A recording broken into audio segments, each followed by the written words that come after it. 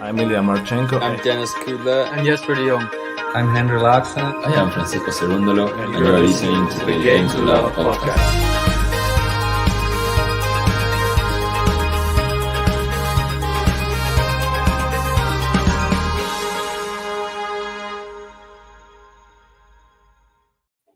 Sad news coming out just a moment ago, and it is unfortunate.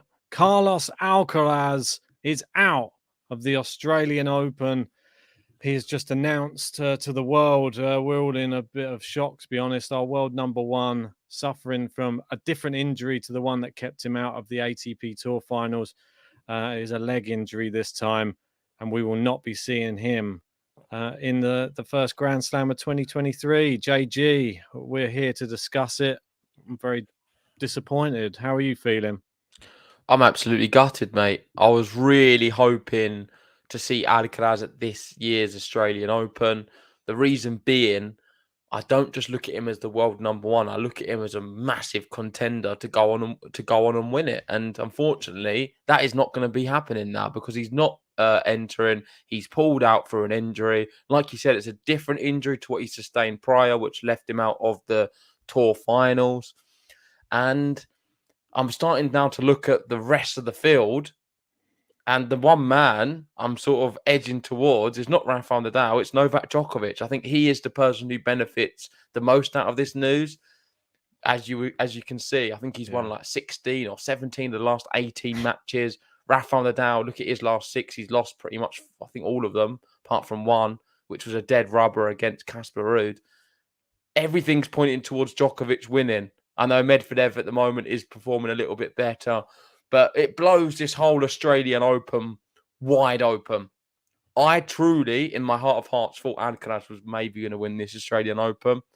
I forget if I did it in my prediction at the start. I think you might have, to be honest. Yeah, I think I've gone big on Alcaraz, and I thought he would do something special. Of course, the last slam we got to see at the US Open, he won it. Yeah. And he's just been very unlucky since then, isn't he? I mean, what's happened is he's become world number one. He won a first Grand Slam. Then he went to the Davis Cup and lost. And then he's been a bit suspect ever since, really, and not been the same player he was before he was world number one. And we've seen in a lot of sports, when you get to the top, it's one thing. It's about maintaining it. And right now, Alcaraz, I don't think it's a panic station at all, but he's been a bit unlucky with his injuries, of course, but he's not performed as well as he did before he was world number one. No, I think he's pushing himself too hard. Maybe he is the person right now who everybody's chasing, and he thinks maybe I have to work a bit harder to just try and keep at the top. And maybe by pushing yourself a bit too hard, you do get these injuries. And he's somebody whose game style, I feel like it is like a Rafa. There's a lot of effort goes in on the court in pushing yourself really to the limit, and that's what makes him exciting, but it also leaves room for injury, I feel. But maybe he'll just get on Djokovic's yoga regime and get a bit more flexible, and we won't see as many of these injuries. Who knows? Yeah, shout out everyone in the live chat. Great to see so many familiar faces. Kathy there saying she didn't get a notification. Boo. That sometimes happens. It's not our fault. It's YouTube. Yeah, sorry. If we're late, that is our fault. In this case, it was my fault, because I'm in a different location. I couldn't find my headphones, so I've had to borrow some.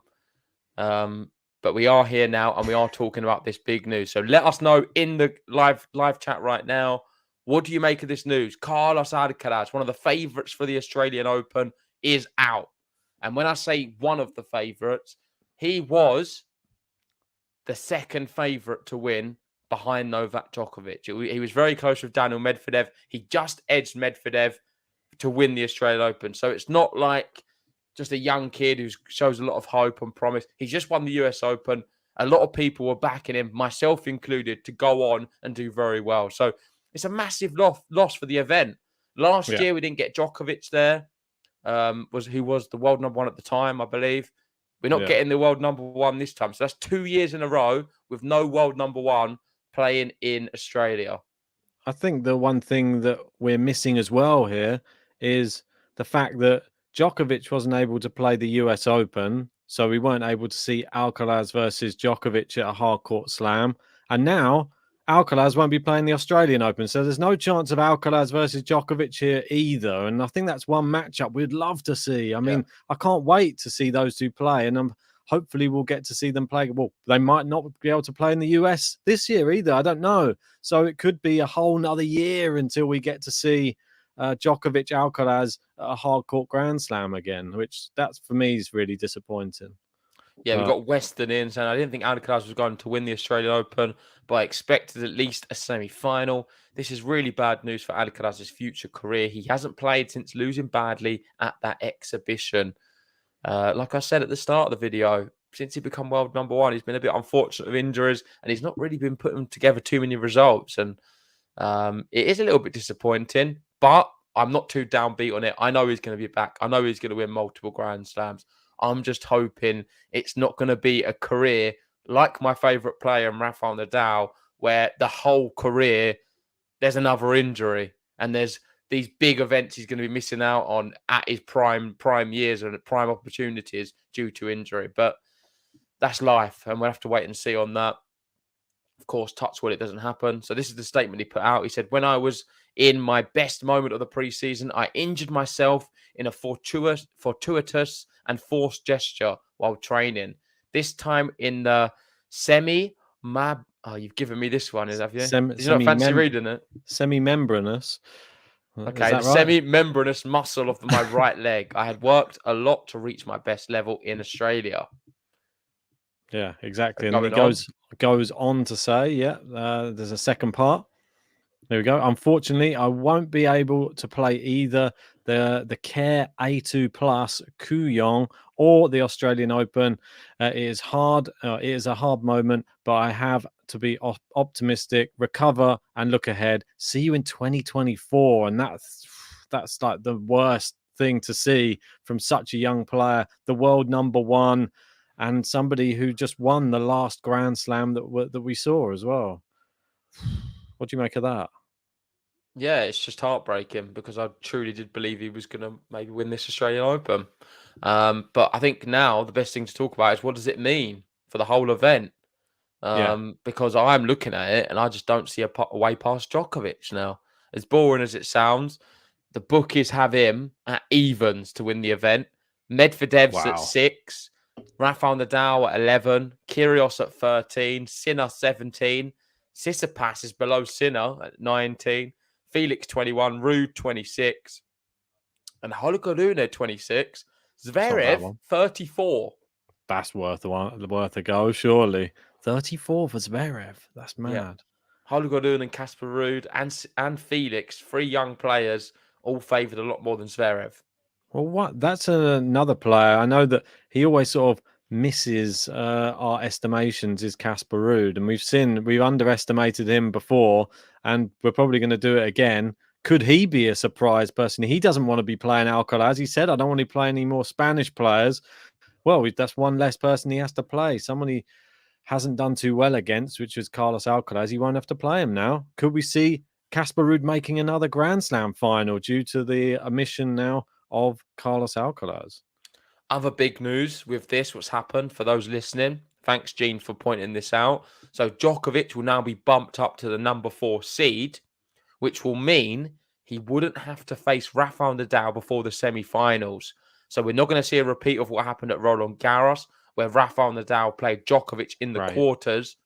They could only meet in the semi-finals or the final.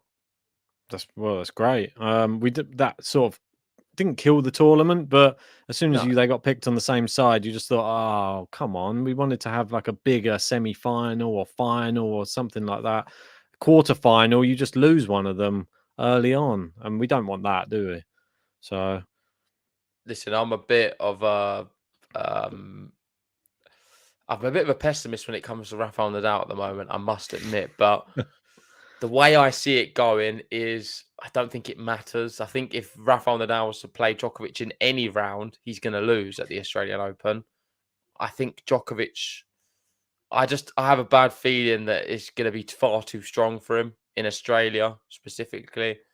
Maybe not on the clay, but in Australia with the point he has to prove now. Djokovic, for he's too strong. Rafa's best chances is Djokovic to go out to someone else, which is not impossible. Medvedev, maybe? A Medvedev, a Felix who's in great form, a Holger Rune. There's plenty of players who could potentially topple. A Zverev who's playing in scintillating form. Don't write him off as well. There's some good players. Tsitsipas, if everything's going great for him. So we'll have to see with that. Yeah. But that's the way I see it going. I think it's going to be really difficult for Rafa. I don't put him up there as one of the big favourites, despite everyone getting on to me saying I need to be a bit more positive with him. Well, yeah, let's see. I mean, he may be well refreshed. You know, he said he was looking a bit old come the end of last year. Maybe he's had a nice rest and he'll come back looking really, really good. I mean, I know he didn't look great at the United Cup, but he was still hitting the ball pretty clean, even if he didn't look that quick. Maybe he was just taking it easy. It was a bit more of an exhibition tournament for him, just to warm up. Wait and see. I don't think we all get to see the best of Rafa Nadal until we hit that Grand Slam anyway. So, yeah. Well, last year in the bracket, I picked Rafa. It's safe to say I don't think I'll be picking him again this year. But let's move on with the tweets. But why you do that? You definitely won't be picking Djokovic. That's the one thing that can be guaranteed on JG's bracket. We don't know. He will not be winning a Grand Slam. Listen, I'll pick who I want to pick. He will not be winning a Grand Slam. I will pick. When I look at the draw, listen, if everyone pulls out, I'm going to pick Djokovic. Stick to your guns, mate. I'm not sticking to my guns. Djokovic's not winning a Grand Slam this year. Just stick to it. Well, listen to this. I think if you do something like a tennis podcast or you do anything where you're sharing an opinion or if you're in the media of any kind, I think the most dangerous thing you can do as someone who has a voice and who people will listen to is have an opinion and stick to it. I love people who are able to be a bit more fluid with if things change, they can change. You can put your hands up and say, you know what? I thought that at that moment. Alcaraz dropped out. Rafa's can hardly win a match. Holger Rune I've not seen him. Maybe Djokovic's going to win. I don't think there's anything wrong with that. I don't think you should just be backing off something you've said and just going blind with it. Because for me, that is not sensible. And that is not... heard it here first. That's what politicians do. If politicians make a mistake, they just keep going with it until it's no longer a mistake. I'm not going to do that. So you're saying Djokovic is going to win it, yeah? I don't know that. Okay. Right. So it sounded like you were shying towards that way anyway with the whole talking about favourites and stuff. Well, I know that's who you've got, so... Well, you saw my predictions guy sticks with what they go with. It's not about sticking with your guns. If everyone pulls out, what are you going to stick with? You're going to stick with what you said ages ago? If he pulled out, no, I can't stick with someone who pulled out. Hoping, as the ghost says, damn right, JG, you go with the data you have at the time. That was the data I was presented. That's what I went with. If that data changes, you go with that. That's true. You need to be flexible with your opinion. You can't just say, I'm thinking this, and that's whatever happens, I'm going to stick with it. Well, if Alcaraz is not going to be playing the French Open now, I'll probably have to pick Rafa, won't I? No, I hope not, because if you do, you won't win. Well, there you go. So I'm definitely picking Rafa to win the French Open then. Djokovic will steam through. Listen, we all know you, Ben. Everyone here listening knows you well. Tomorrow, we've got a big match. We've got Djokovic playing Medvedev, 10 a.m. Please make sure to join us on the live watch along for it. Amazing. And if you know anything about Ben, he will be picking the winner of that match to win the Australian Open because that's how his mind works. No, I've already picked Djokovic to win. I've already picked it. I'm not changing. Well, if Medvedev wins tomorrow, you're going to pick Medvedev to win. Doesn't matter. It's a 3-set match. Different type of match. Yeah, but we know what you're like. We saw what Medvedev's like over 5 sets. Medvedev would never lose from 2 sets up, would he? JG's famous words from the final last year. We know what these like. Can we move on, Ben, with the tweets? Well, I don't know. Maybe we should. I like being in charge. You got any more? I've only got one you sent me. This one. Right. Okay, so the Alcaraz and Nadal parallels are getting too real too soon. Hope he recovers soon. Nadal also missed the first major of the year in 2006 after he won his first major title in 2005. Alcaraz won the US Open in 2022 and is no longer participating in the 2023 Australian Open. So, like I said at the start, it is a few little parallels here with Rafael Nadal. It's not just this one. It's also the young world #1 and winning the Grand Slams. Everything seems to be aligned with them too, with what they've been able to achieve on a tennis court at the tender age of Alcaraz, was he 19 now? 19, yeah. And it's worrying because if he's going to have a similar career to Nadal, then all in all, it's not that bad, is it? Because he's done all right, but it's a lot. Painful. I don't think many people could do it. That's my problem. So what Nadal's been able to achieve, winning that amount of Grand Slams with all of the obstacles he's had to face, it takes some real character. And I'm not saying Alcaraz doesn't have that character, but I feel like it's a bit of a 1 in a million situation what Rafael Nadal's been able to do, and it's going to be very difficult for Alcaraz to battle off about 50 injuries to get there. Yeah, but maybe if Alcaraz isn't even going to have to face a Federer or a Djokovic for the rest of his career, maybe he'll have an easier time of it. So you never know. He might not need to push his body as hard as what Rafa's had to do it with having those other two greats to push him. Yeah, we've got the Ghost in. I love this. One of my new favourites in the chat. He's more Team JG than Ben, so I will be reading out all of your comments today, Ghost. Saying Ben is sticking to his guns. Sampras winning the Australian Open. For those who don't know and who are new to the channel, Ben is about 150 years old, and he's been watching tennis for a lot of years. So he's just trying to get up to speed with the colour TVs and some of the new tennis rackets and balls. Yeah, but yeah, there is a whole new breed of players, Ben. So he is definitely getting up to speed with it slowly, but it will take him some time. I know. Fred Perry still his favourite player. I know. Well, can't be all as young as you. I think you just about watched your first Nadal Slam final, wasn't it, in January last year? So that was good. Right. Anyway, let's move on with these ones. I quite like that parallel. Anyway, it's a good. What do you think on that though? I think it's weird. I don't like the comparisons, but they just keep popping up. It doesn't always happen. Even the good stats, the bad stats. Yeah, they're all there. They seem to follow. They're following a very similar trajectory. I don't like it, but you can't argue with it because it just keeps happening. And Rafa, I know people don't like him asking him about retirement at his press conference, but he hates the comparisons with Alcaraz. They're the two things he keeps hating to answer. So unfortunately, it's going to keep happening, Rafa, and that's probably going to happen again at this Australian Open. So moving on, this was just Jose Morgado reporting, just a bit of reaction from the tennis world. Sad, obviously, big name. Jose, one of our faves. What I want to ask you, Ben, is what leg is it? The left or right? I don't know. I haven't seen. I'm going to go with right. Okay. Am I right? Am I wrong? Is it the right leg or the wrong leg? I don't know. I just thought we should know that as a tennis podcast, which leg it was. I haven't seen a picture of the leg. That's the thing. I've just seen it there. So no, I'm only joking. We don't know what leg it is, but he definitely did suffer it in his leg, and it is a different injury to what he sustained in the middle of the year. So they're stacking up, a bit like Raducanu. No, yeah. Let's not go down that alley.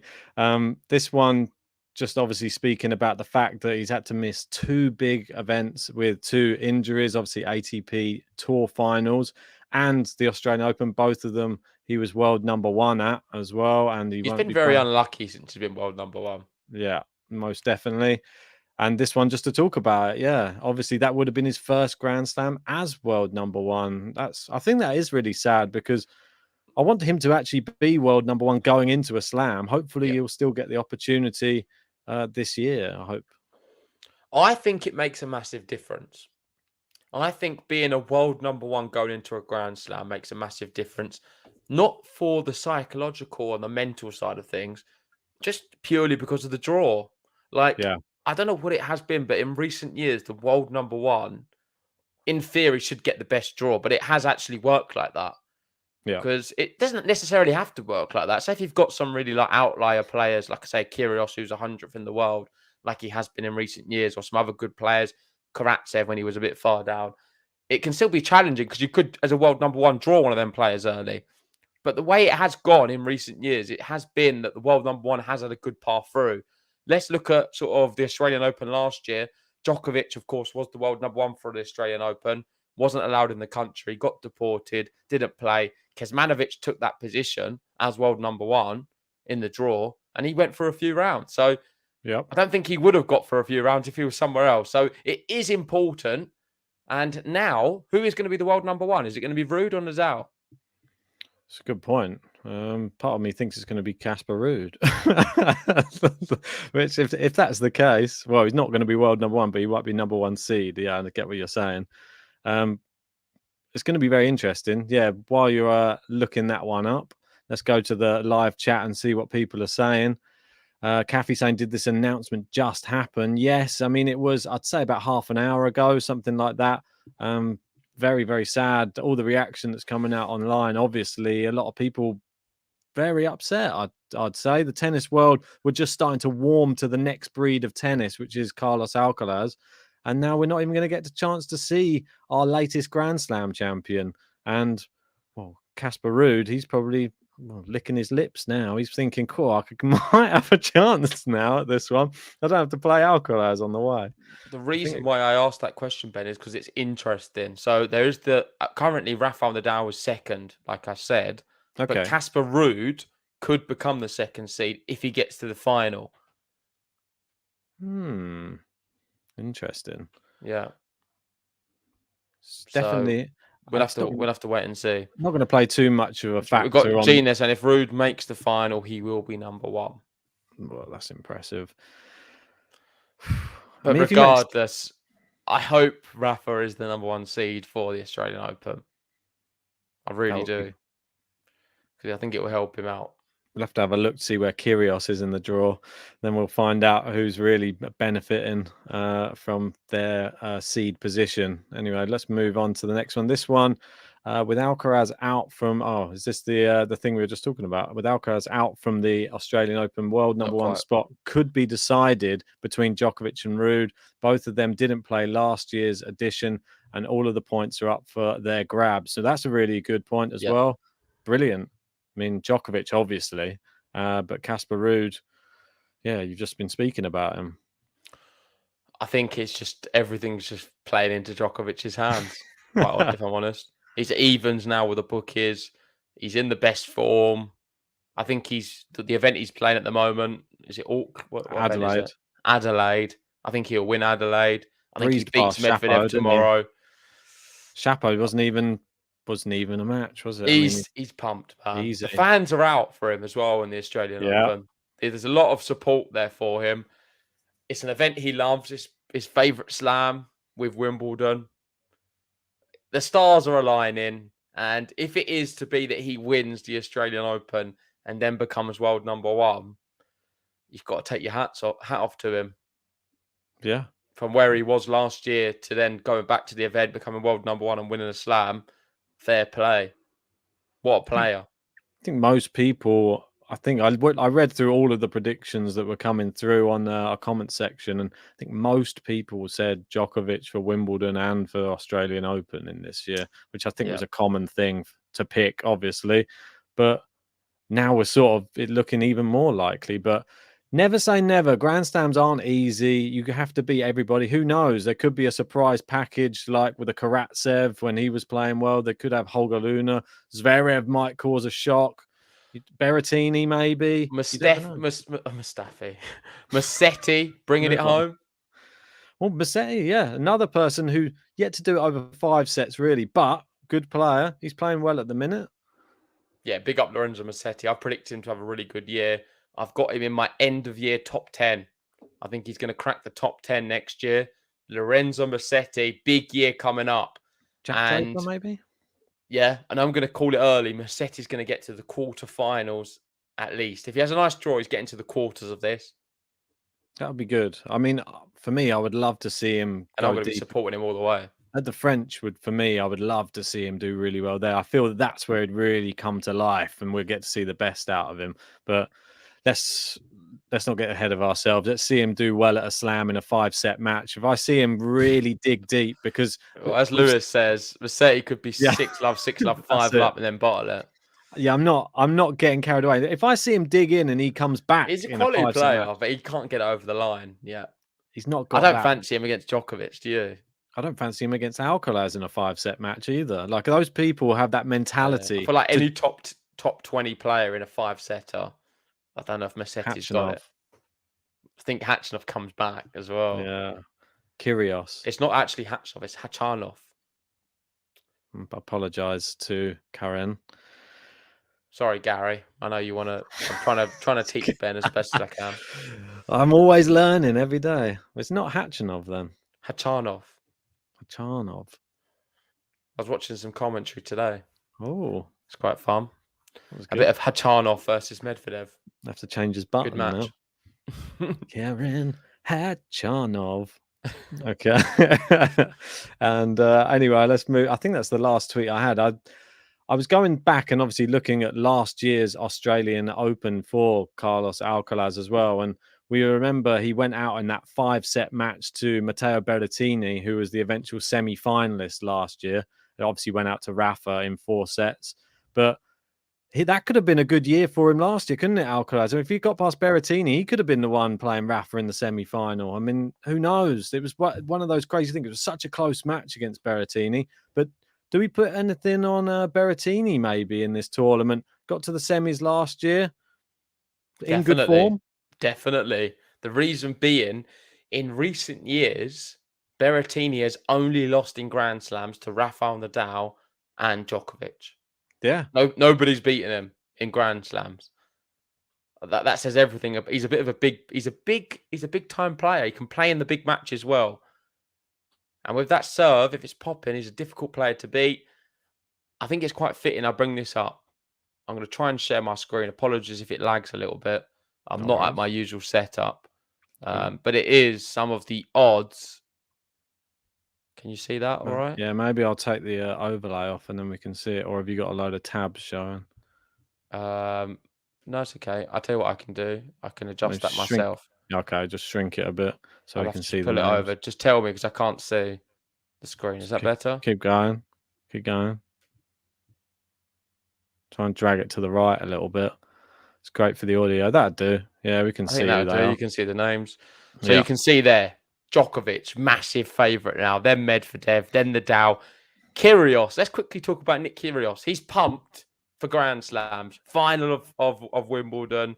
Didn't do too bad at the US. Had a great year all of last year in the Slams. He's now done his Netflix documentary. A lot of players did it, of course, but he was a big feature.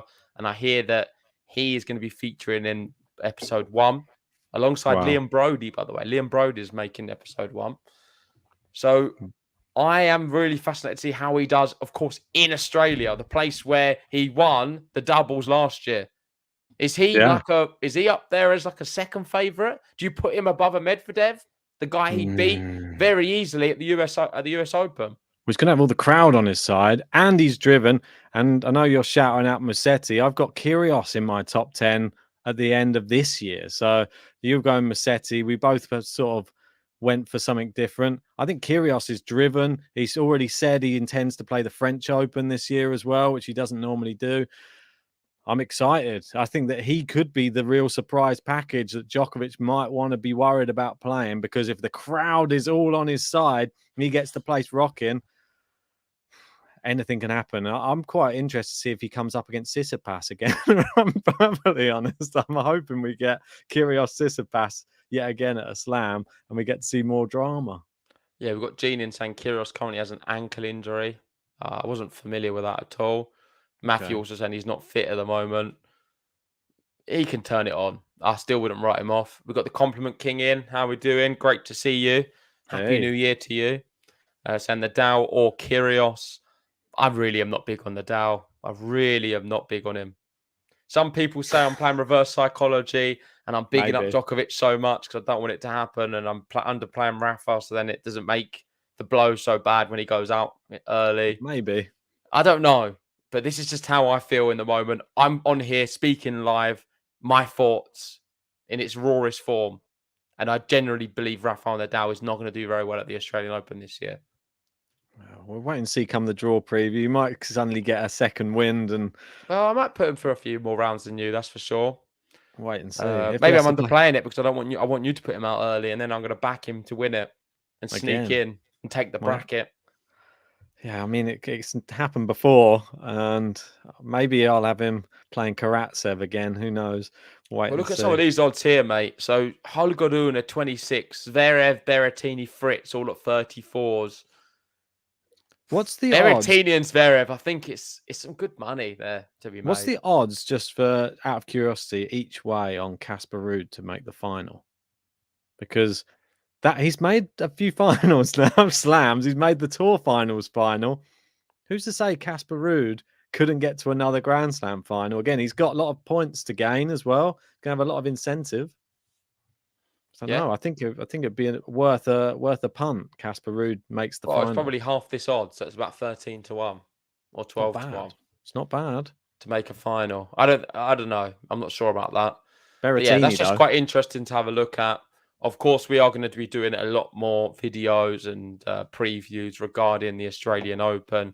We'll be going through all of our thoughts, who's the favourites, and of course the draw preview, and just building up now to the Australian Open. Hopefully we can do, if not daily podcasts from here on out, a lot more regular ones, speaking about the tennis, because there has been quite a bit of tennis which has been going on.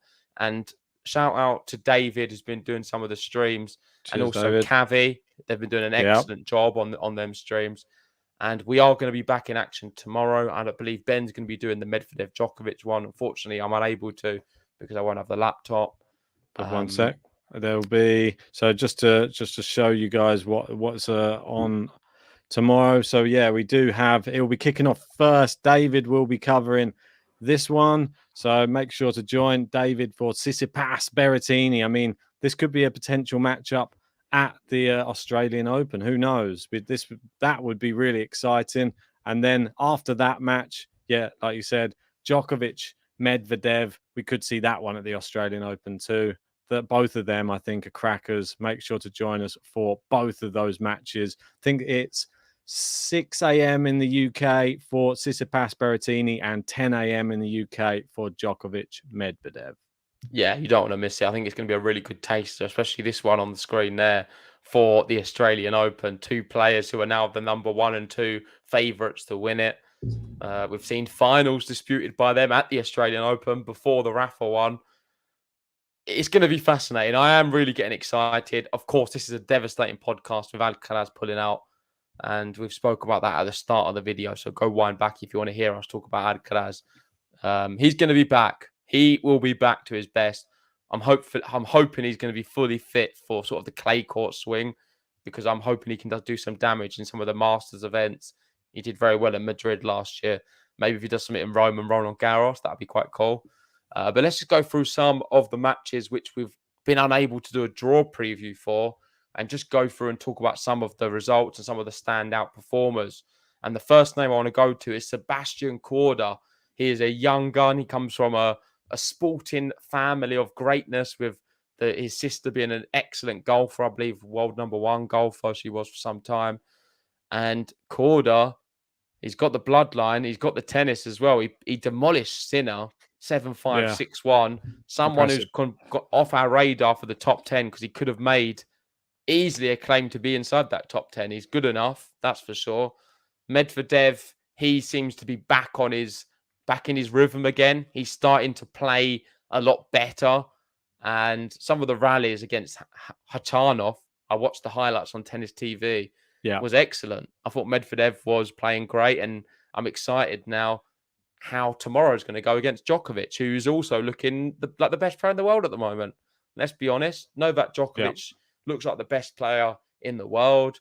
He's beating everyone he plays. I think that is now a 8-0 record against Shapovalov. So someone he beats very comfortably. And Shapo's a tough player. We've seen what he's done against Rafa recently. Almost beat him at the Australian Open and did beat him in Rome. So good player, and Djokovic has just been annihilating him. I think that's the standout in Adelaide.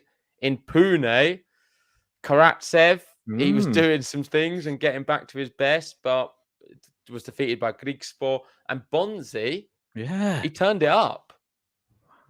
Amazing. I mean, I didn't expect Bonzi to be there. Van der Zandschulp, I thought he probably would go quite deep in this one, but Bonzi, I think the final Bonzi Griekspoor, I didn't expect. I know Cilic pulled out of the event. I think I would have assumed he would have probably gone further if he was not injured.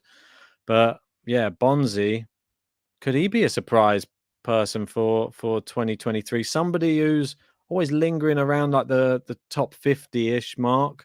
Now he could maybe push on. How old is Bonzi? Just out of curiosity. 26 as a guess. Let's have a look. Could be completely wrong. Exactly right. Look at that. JG on the money. Look at him go. Reason being, I have watched a lot of Bonzi on the Challengers. He's been around for years. Like, I'm talking 4 or 5 years playing Challengers. So he's someone we was watching before we started the podcast. And he was extremely good. Like, he has played a lot of tennis matches competitively, just not at the highest level. And now he's been able to produce that on the main stage, on the ATP circuit. So pleased for him. Good player. We got to see a little bit of him at Wimbledon as well. He was on the other court next to us. True. Playing, which was he was decent on the day. France's TFO. What's happened there? Cancelled. No, it was just it got rescheduled because it's the United Cup. They just swapped some of the players around. Oh, okay. So this is United Cup. Of course, Spain went out early. What nations are left in that one? It's just the semi-finals at the moment. We've got Greece versus Italy, and we got USA versus Poland. So, and obviously we remember from last night, Iga losing probably in the most dramatic fashion we've seen her lose, like emphatic fashion. Pegula beating her 2-2. Not seen Iga lose convincingly like that. I think, when was it? The last time was probably Doha last year. Is that right? Dubai. Or was it Dubai? Sorry, I'm trying to. Yeah, you're right. It was in that neck of the woods. Yeah, but that's the last time I can remember her losing convincingly. But well done to Pegula and making me look like a right mug at the moment. Didn't include Pegula in my top 10 for the end of the year. Trying to be a bit risky. And the two people that I did include in my top 10 were, I think I had Anisimova and Andreescu, and they both got bageled by Kudermetova this week. So that's terrible for me. I'm really not feeling good. You just love to see it. Inject it in my veins. Ben with some shocking predictions. Well, we've got to take this risk. I should have done Kudermetova. That's one person that neither of us really went big on. Should have taken Alison risk. Maybe should have done better. I don't know. Who knows, man? Saba beat Vondrousova. Oops, sorry, going down. Good. Jabeur beating Kostya. Coco Gauff looking okay. That event's not great, though, the one in Auckland. I think Coco Gauff should easily win it. Skimmed over. Noskova beat Azarenka, and she saved match point as well and still went on to win. I thought that was really impressive, to be honest. Yeah, big year for her. Definitely big year for the Czech. This one? One of my qualifiers to watch. Bit surprised about because Coco Gauff I have winning this event. I'm sure most people probably do. She was the number 1 seed, as you can all guess already. It was a done event. I'm sorry. I don't want to talk about Auckland too much. It was just Coco Gauff and Leylah Fernandez. But what happened to Fernandez here, though? I don't know. Bit of a strange result. Didn't she double bagel someone in the last round? She's both of her rounds before, she demolished the opponents. And then she just lost to Bonaventure. And after she demolished her 2 opponents, I was going to write a tweet saying how, I told you Leylah's going to come good. I didn't write it, so I didn't even need to tell you that, but that was in my mind. I thought it, which is bad enough. And then she ended up getting demolished by Bonaventure. So I was like, I'm glad I never wrote that in the end.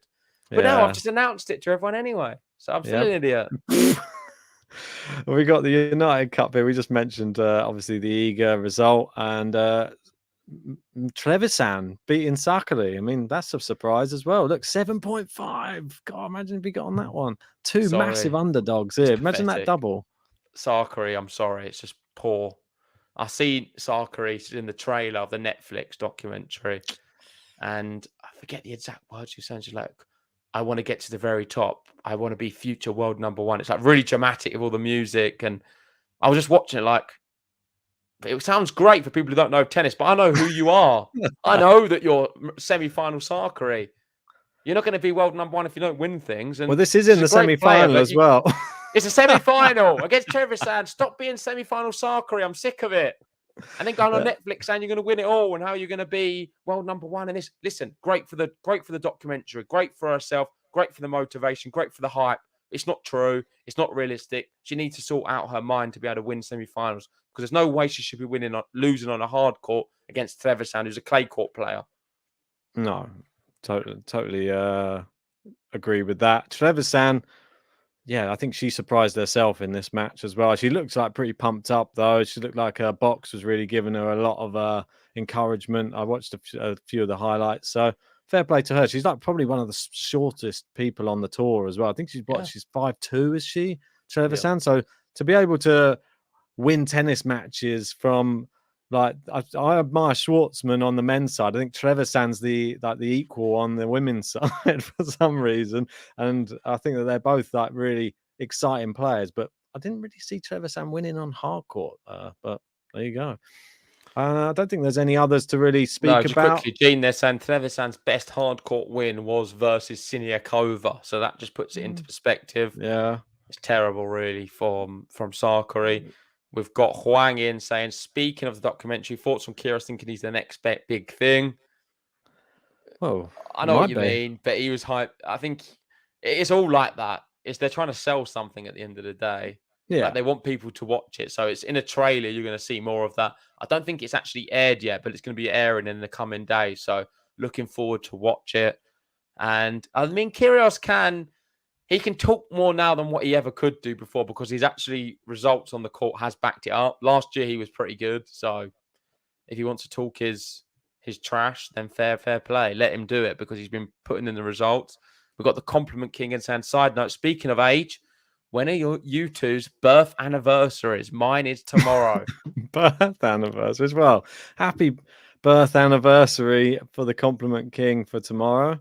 Appreciate happy all birthday, mate. Birth anniversary, not birthday. Yeah, well, it's a birthday. All right. Happy birthday. Yours, I'll let you announce yours. Oh, you're going to speak for me as well, are you? I might do. Go on, say yours. All right. Mine's the 23rd of September. And mine is the Rome final. What, every year? It was the Rome final once, but it's usually around the Rome final time. It's so like Easter May. Sunday or something. Middle of May. Middle of May. Well, there you go. Whenever the Rome final is, wish JG happy birthday. This one, just a quick one, just before we wrap up. We obviously had Garin dropping down to the challengers this week and strange. Losing in the semi-finals here to Blanaccio, 190th in the world. Good player, but Garin should be beating him, if I'm perfectly honest. I'm not as mad at that one, because I think Blanaccio's a good player, but yeah. Anyway, get rid of that. He's on hard courts as well. Yeah. I thought Blanaccio was a good clay court player mainly. Garin loves the clay, though. Yeah, he likes grass now as well. He's good at Wimbledon.